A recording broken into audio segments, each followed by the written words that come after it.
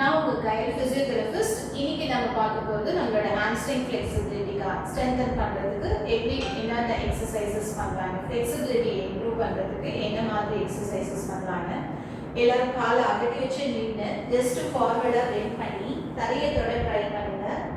இந்த மாதிரி ஃபுல்லாக தரையை தொட முடிஞ்சிச்சுன்னா உங்களோட ஃப்ளெக்சிபிலிட்டி நல்லா இருக்குது அர்த்தம். நிறைய பேருக்கு ஃபார்வர்டாக பெண்ட் பண்ணும்போது இவ்வளோ தூரம் தான் வரும். இந்த ஃப்ளெக்சிபிலிட்டியை இம்ப்ரூவ் பண்ணணும் அப்படின்னா நம்ம சிம்பிளான ஒரு எக்ஸசைஸ் யூஸ் பண்ணி நம்மளால இம்ப்ரூவ் பண்ண முடியும். இதுக்காக ஒரு ஸ்டிக் தேவைப்படும்.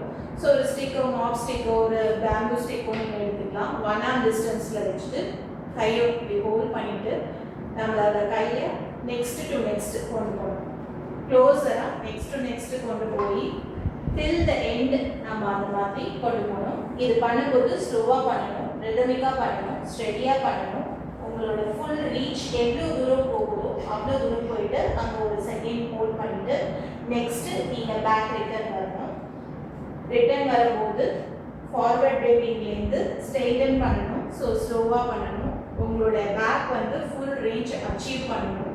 ஸோ இந்த மாதிரி பண்ணும்போது இதை ஒரு 10 times நீங்கள் பண்ணீங்கன்னா உங்களுடைய டைட்னஸ், உங்கள் ஹாம்ஸ்ட்ரிங்கில் இருக்கிற டைட்னஸை நம்ம ரிலீவ் பண்ண முடியும். ஸோ ஸ்லோவாக தான் பண்ணணும். ஃப்ளெக்சிபிலிட்டியை நம்ம இம்ப்ரூவ் பண்ண முடியும். ஸ்டிக் வந்து ஃபிக்ஸ்டாக இருக்கணும்.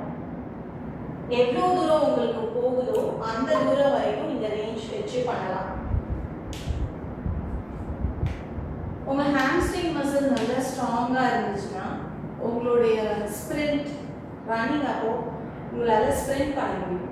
ஸோ இந்த மாதிரி ஒரு 10 கவுண்ட்ஸ் நீங்கள் பண்ணணும். நெக்ஸ்ட்டு விதவுட் ஸ்டிக் ஜஸ்ட்டு உங்களோட பெருவிரலை மட்டும் ஹோல்ட் பண்ணிக்கோங்க. பெருவிரலை ஹோல்ட் பண்ணிவிட்டு மற்ற டோஸ் எல்லாம் கீழே இருக்கணும். ஜஸ்ட்டு நீயை ஃப்ளெக்ஸ் பண்ணிவிட்டு ஸ்ட்ரெயிட்டன் பண்ணுங்க. நீயை பெண்ட் பண்ணும்போது தலை கீழே போகணும். நீயை லாக் பண்ணும்போது தலை மேலே வரணும், கீழே போகணும், மேலே வரணும். இந்த மாதிரி ஒரு 10 times பண்ணுங்கள். 10 times பண்ணிவிட்டு நீங்கள் ஸ்லோவாக பெண்ட் பண்ணி பார்த்தீங்கன்னா உங்களுடைய ஃப்ளெக்சிபிலிட்டி ரேஞ்ச் நல்லாவே இம்ப்ரூவ் ஆகிடும். ஸோ ஃபர்ஸ்ட் என்னோட ஃப்ளெக்சிபிலிட்டி இருந்ததுக்கும் இப்போ என்னோட ரேஞ்ச் நல்லா இம்ப்ரூவ் ஆகிறதுக்கும் நீங்கள் பார்க்க முடியும். ஸோ இந்த மாதிரி எக்ஸசைஸ் டிப்ஸ் உங்களுக்கு பிடிச்சிருந்தா லைக் பண்ணுங்கள், ஷேர் பண்ணுங்கள், ஃபாலோ பண்ணுங்கள். தேங்க்யூ.